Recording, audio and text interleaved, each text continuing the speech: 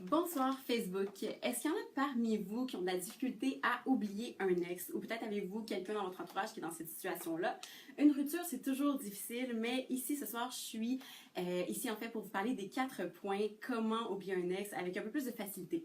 Alors le premier point, bien aussi bête que ça peut se paraître, mais c'est de vivre nos émotions. Si on les refoule, ils risquent seulement de revenir éventuellement. Alors c'est de vivre vos émotions et un bon conseil pour vous, c'est de mettre sur papier toutes vos idées, tout ce que vous auriez aimé dire à votre ex. Par la suite, vous déciderez si vous voulez lui remettre ou non. C'est à vous de décider. Mais au moins, déjà de les avoir mis sur papier, ça vous permet de libérer votre tête pour passer à la prochaine étape qui est la désintox.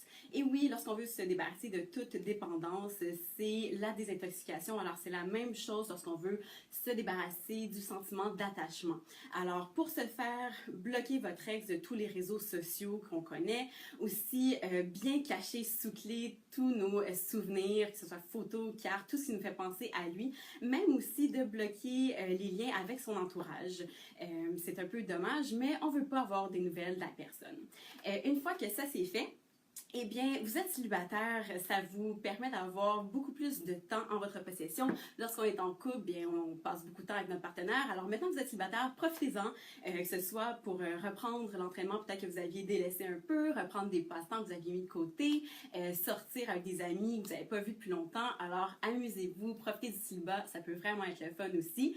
Et aussi, quatrième point, pourquoi pas engager les services d'une matchmaker? Nous sommes des professionnels là pour vous aider à faire des bons choix pour vos prochaines relations.